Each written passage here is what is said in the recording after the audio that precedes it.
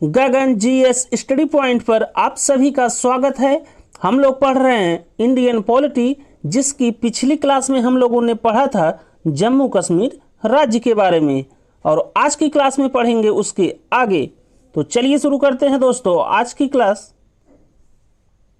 आज की क्लास में हम लोग सबसे पहले पढ़ेंगे दोस्तों स्थानीय स्वशासन या लोकल गवर्नमेंट के बारे में, जो कि बहुत ही इंपॉर्टेंट चैप्टर है हमारे एग्जाम के लिए। यहाँ से एक क्वेश्चन हमेशा आता है, चाहे आप किसी भी एग्जाम की तैयारी कर रहे हों।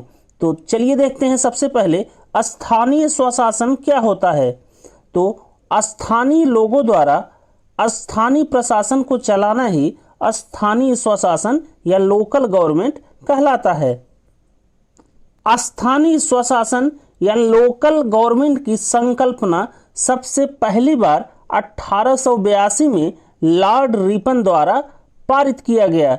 लॉर्ड रिपन दोस्तों उस समय के भारत के वायसराय थे, तो इसलिए भारत में स्थानीय स्वशासन का जनक लॉर्ड रिपन को कहा जाता है। डीपीएसपी या directive principle of state policy या राज्य के नीति निदेशक तत्व का अनुच्छेद 40 स्थानीय स्वशासन की गांधी जी की परिकल्पना को दर्शाता है। और इसी क्रम में 2 अक्टूबर 1952 को सामुदायिक विकास कार्यक्रम शुरू किया गया पंडित जवाहरलाल नेहरू जी द्वारा, जो उस समय भारत के प्रधानमंत्री थे। तो 2 अक्टूबर 1952 को सामुदायिक विकास कार्यक्रम या कम्युनिटी डेवलपमेंट प्रोग्राम शुरू किया गया जवाहरलाल नेहरू द्वारा। और उसके ठीक एक साल बाद अर्थात 2 अक्टूबर 1953 को राष्ट्रीय प्रसार सेवा कार्यक्रम शुरू किया गया पंडित नेहरू जी द्वारा। या 2 अक्टूबर 1953 को राष्ट्रीय प्रसार सेवा कार्यक्रम या नेशनल एक्सपेंशन सर्विस प्रोग्राम शुरू किया गया पंडित नेहरू जी के द्वारा। उसके बाद अब स्थानीय स्वशासन या लोकल गवर्नमेंट में सबसे पहले देखिए पंचायती राज व्यवस्था।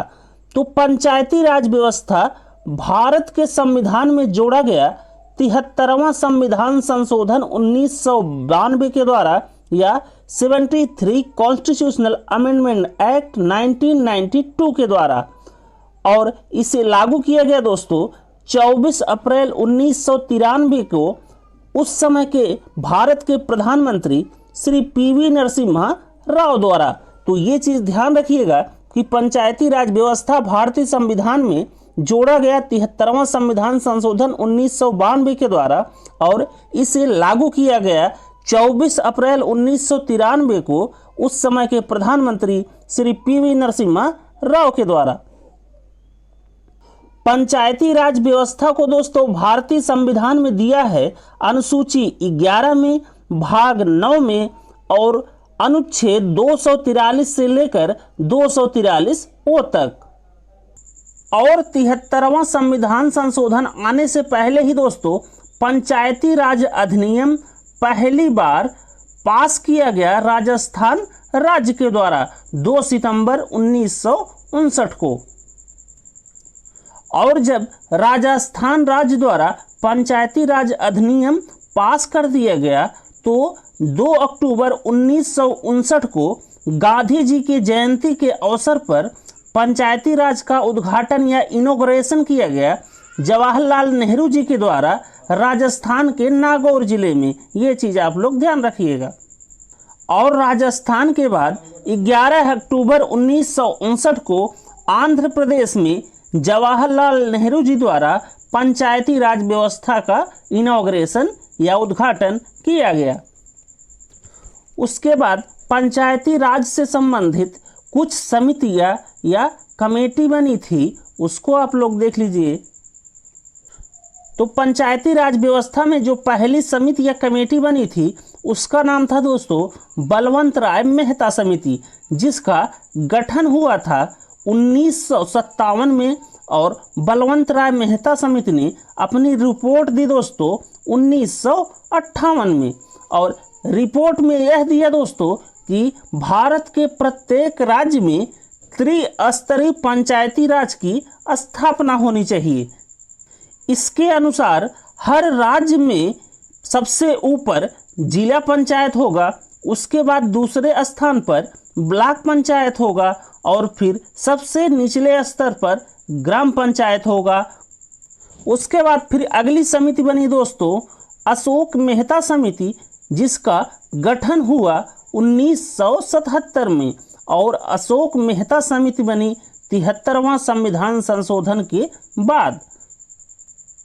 और अशोक मेहता समिति ने अपनी रिपोर्ट दी दोस्तों 1978 में और इस समिति ने बलवंत राय मेहता की त्रिस्तरीय पंचायती राज व्यवस्था को बदलकर द्विस्तरीय पंचायती राज व्यवस्था कर दिया।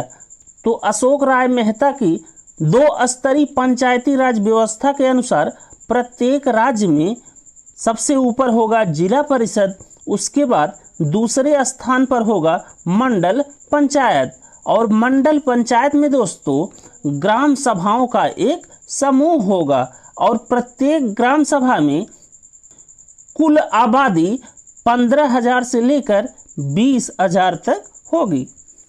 और जैसा कि हम लोगों ने पढ़ा कि 24 अप्रैल 1993 में पंचायती राज व्यवस्था को लागू किया गया भारत के प्रधानमंत्री पीवी नरसिम्हा राव द्वारा। तो 24 अप्रैल के दिन को पंचायती राज दिवस के रूप में मनाया जाता है, ये चीज़ ध्यान रखिएगा। स्थानीय स्वशासन या लोकल गवर्नमेंट में दोस्तों दूसरा देखिए जो कि है नगरीय स्थानीय स्वशासन या म्युनिसिपैलिटीज। तो नगरीय स्थानीय स्वशासन में नगर निगम की स्थापना दोस्तों सबसे पहली बार भारत में हुई थी, तो वो हुई थी 1668 में मद्रास में और इसके बाद फिर 1726 में नगर निगम की स्थापना हुई कलकत्ता और बम्बई में। तो सबसे पहले नगर निगम की स्थापना हुई भारत में 1668 में मद्रास में और उसके बाद 1726 में नगर निगम की स्थापना हुई कलकत्ता और बम्बई में। और नगरीय स्थानीय स्वशासन या नगर निगम भारतीय संविधान में जोड़ा गया 74वां संविधान संशोधन 1992 के तहत और इसे लागू किया गया 1993 में पीवी नरसिम्हा राव जी के द्वारा। तो ये चीज़ ध्यान रखिएगा आप लोग कि नगरीय स्थानीय स्वशासन या नगर निगम को भारतीय संविधान से जोड़ा गया 74वां संविधान संशोधन 1992 के तहत और इसे लागू किया गया 1993 में पीवी नरसिम्हा राव जी के द्वारा। और नगर निगम या नगरीय स्थानीय स्वशासन दिया है दोस्तों भारत के संविधान की अनुसूची 12 में और भाग 9A में और अनुच्छेद 243P से लेकर 243ZG तक। और उसके बाद पंचायती राज और नगर निगम दोनों ही दोस्तों राज्य सूची या स्टेट लिस्ट के विषय हैं, ये भी चीज़ आप लोग ध्यान रखिएगा। बस स्थानीय स्वशासन में हमको इतना ही पढ़ना है। और आगे देखिए संवैधानिक निकाय या कॉन्स्टिट्यूशनल बॉडीज के बारे में। तो संवैधानिक निकाय में सबसे पहले देखिए भारत के महान्यायवादी या अटॉर्नी जनरल ऑफ इंडिया के बारे में, जो कि दिया है भारतीय संविधान के अनुच्छेद 76 में। तो भारत के अटॉर्नी जनरल या जिन्हें शॉर्ट में एजी लिखा गया है के सहायता के लिए 2 सॉलिसिटर जनरल भी होते हैं। तो ये चीज़ ध्यान रखिएगा कि भारत के जो महान्यायवादी होते हैं उनकी हेल्प के लिए 2 सॉलिसिटर जनरल भी होते हैं। अटॉर्नी जनरल की नियुक्ति दोस्तों राष्ट्रपति के द्वारा की जाती है और ये राष्ट्रपति के द्वारा ही हटाए जा सकते हैं। और अटॉर्नी जनरल जो होते हैं दोस्तों अपना इस्तीफा भी राष्ट्रपति महोदय को दे सकते हैं। और अटॉर्नी जनरल जो होता है वो पहला लॉ ऑफिसर होता है भारत का। तो ये चीज़ ध्यान रखिएगा कि अटॉर्नी जनरल जो होता है वो फर्स्ट लॉ ऑफिसर होता है पूरे भारत का। और अटॉर्नी जनरल या भारत के महान्यायवादी संसद के दोनों सदनों अर्थात लोकसभा और राज्यसभा की बैठक में भाग ले सकते हैं और स्पीच दे सकते हैं। लेकिन दोस्तों जो अटॉर्नी जनरल होते हैं वो संसद के दोनों सदनों की बैठक में तो भाग ले सकते हैं, लेकिन किसी भी सदन में वोटिंग नहीं कर सकते हैं। और अटॉर्नी जनरल या भारत के महान्यायवादी का दोस्तों कोई भी कार्यकाल या टर्म निर्धारित नहीं है और न ही अधिकतम उम्र को निर्धारित किया गया है, और ये चलते हैं एजी महोदय भारत सरकार की अनुकंपा पर। अर्थात जब तक भारत सरकार चाहे तब तक भारत के महान्यायवादी का कार्यकाल बढ़ा सकती है। और स्वतंत्र भारत के सबसे पहले अटॉर्नी जनरल या महान्यायवादी हुए थे दोस्तों मोतीलाल चीमनलाल शीतल राय, और 15वें अटॉर्नी जनरल हुए थे दोस्तों के वेणुगोपाल, और वर्तमान में दोस्तों 16वें भारत के महान्यायवादी हैं आर वेंकट रमणी। तो ये चीज़ ध्यान रखिएगा कि वर्तमान में भारत के अटॉर्नी जनरल हैं जो कि हैं 16वें, वे हैं आर वेंकट रमणी। उसके बाद संवैधानिक निकाय में दूसरा देखिए दोस्तों नियंत्रक एवं महालेखा परीक्षक, जिसे कहा जाता है controller and auditor general of India, या शॉर्ट में इसे कहा जाता है कैग। तो नियंत्रक एवं महालेखा परीक्षक का वर्णन है दोस्तों भारतीय संविधान के अनुच्छेद 148 से लेकर 151 तक। और जो नियंत्रक एवं महालेखा परीक्षक या कैग होते हैं दोस्तों उनकी नियुक्ति राष्ट्रपति के द्वारा की जाती है और वे अपना इस्तीफा राष्ट्रपति को ही दे सकते हैं। लेकिन दोस्तों एक चीज़ ध्यान रखिएगा, जो कैग या नियंत्रक एवं महालेखा परीक्षक होते हैं उन्हें राष्ट्रपति महोदय हटा नहीं सकते हैं।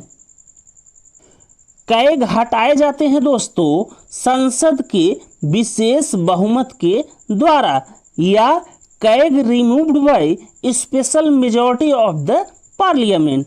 और जो कैग या भारत के महालेखा परीक्षक होते हैं उनका कार्यकाल होता है दोस्तों 6 साल या अधिकतम उम्र होती है 65 वर्ष।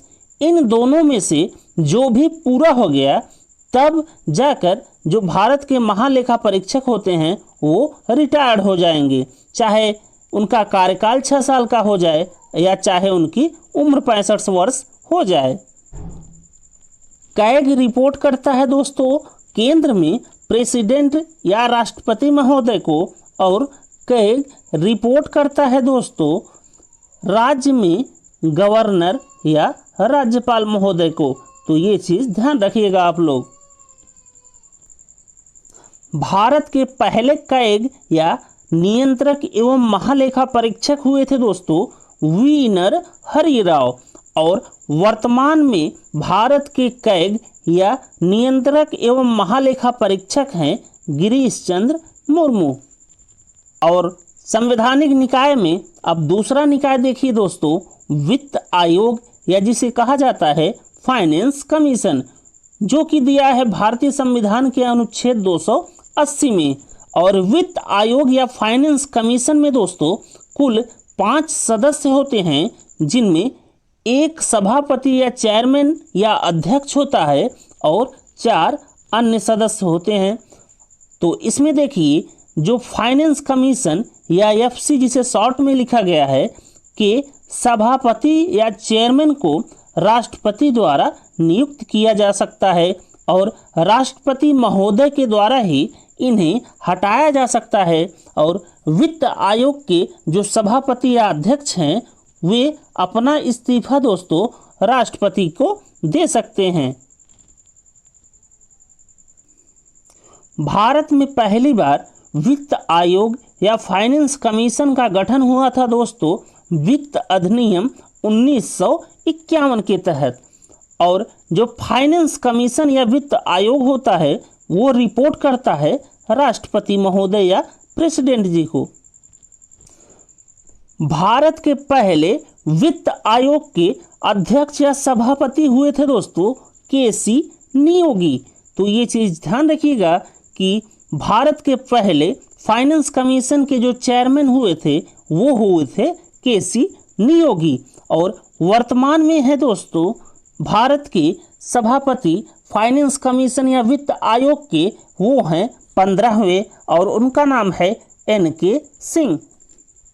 और अगला निकाय है दोस्तों संघ लोक सेवा आयोग या यूनियन पब्लिक सर्विस कमीशन, जो कि दिया है भारतीय संविधान के अनुच्छेद 315 से लेकर 323 में। तो पब्लिक सर्विस कमीशन या संघ लोक सेवा आयोग का जो सभापति या चेयरमैन होता है दोस्तों वो राष्ट्रपति द्वारा नियुक्त किया जाता है, लेकिन राष्ट्रपति द्वारा हटाए नहीं जा सकते। और जो संघ लोक सेवा आयोग के सभापति महोदय होते हैं वो अपना इस्तीफा राष्ट्रपति जी को दे सकते हैं, बस राष्ट्रपति इनको हटा नहीं सकता। और यूपीएससी के जो चेयरमैन होते हैं दोस्तों वो हटाए जा सकते हैं सुप्रीम कोर्ट ऑफ इंडिया या भारत की सर्वोच्च न्यायालय के जांच के बाद। तो ये चीज़ ध्यान रखिएगा कि जो संघ लोक सेवा आयोग के चेयरमैन या अध्यक्ष होते हैं वो हटाए या रिमूव किए जाते हैं सुप्रीम कोर्ट के जांच के बाद। और इनका कार्यकाल होता है दोस्तों 6 वर्ष का और अधिकतम उम्र होती है 65 वर्ष। तो इन दोनों में से जो भी पहले हो गया उसी के आधार पर उन्हें रिटायर कर दिया जाएगा या सेवा निवृत्त कर दिया जाएगा। और वर्तमान में यूनियन पब्लिक सर्विस कमीशन या संघ लोक सेवा आयोग के अध्यक्ष हैं दोस्तों डॉक्टर मनोज सोनी। और उसके बाद अगला निकाय है दोस्तों चुनाव आयोग, जिसे कहा जाता है इलेक्शन कमीशन, जो कि भारतीय संविधान के अनुच्छेद 324 से लेकर 329 में दिया गया है।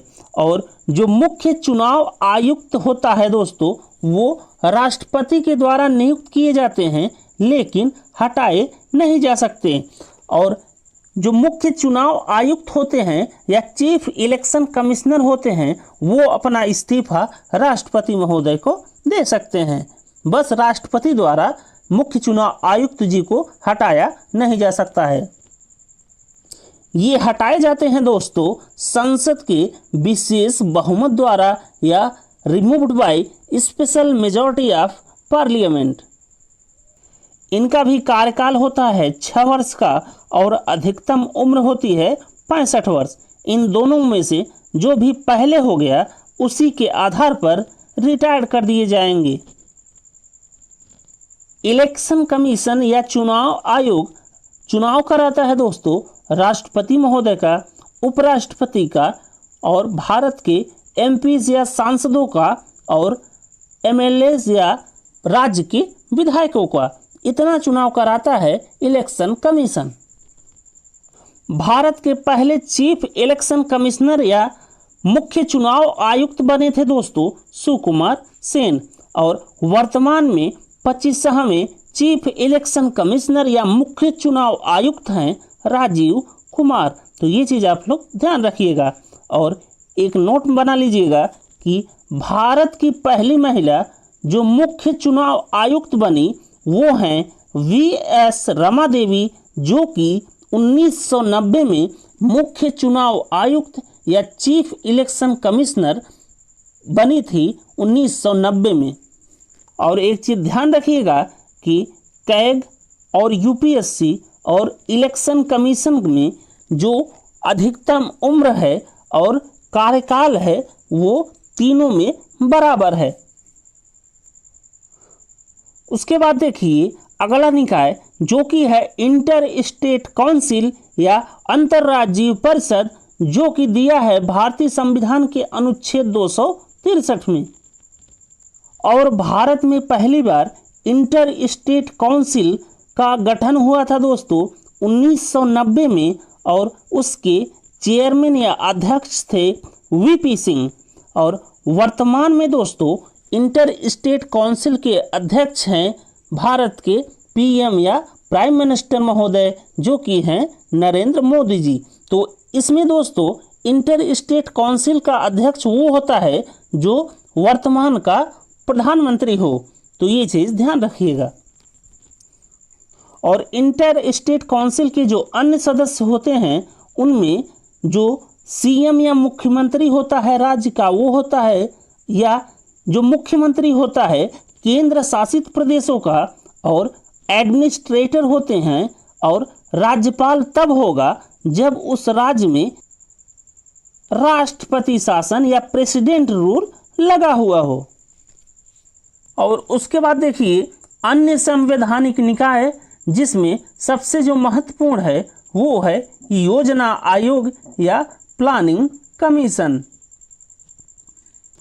और प्लानिंग कमीशन या योजना आयोग का गठन हुआ था 15 मार्च 1950 को, और इसके सभापति या अध्यक्ष या चेयरमैन थे दोस्तों गुलजारी लाल नंदा। और प्लानिंग कमीशन या योजना आयोग का काम था दोस्तों भारत का 5 साल का ड्राफ्ट तैयार करना, तो ये चीज़ ध्यान रखिएगा। और प्लानिंग कमीशन या योजना आयोग को दोस्तों बदल दिया गया नीति आयोग के द्वारा।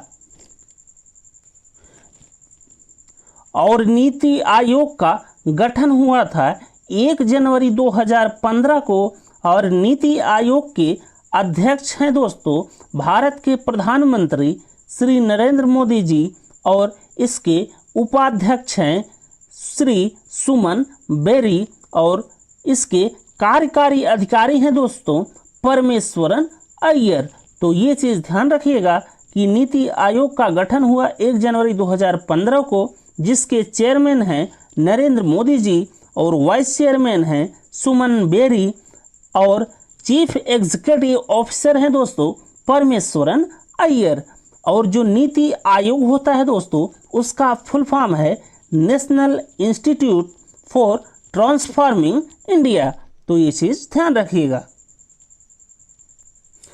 तो आज की क्लास में बस दोस्तों यहीं तक। इसके अगली क्लास में हम आपको कराएंगे भारतीय संविधान में जो महत्वपूर्ण संविधान संशोधन हुए हैं उसके बारे में, और उसके बाद पॉलिटी अपनी समाप्त हो जाएगी। तो अगर आपको गगन जीएस स्टडी पॉइंट का वीडियो पसंद आ रहा है दोस्तों, तो please Gagan GS study point को शेयर कीजिए, लाइक कीजिए, सब्सक्राइब कीजिए। Thank you. जय हिंद।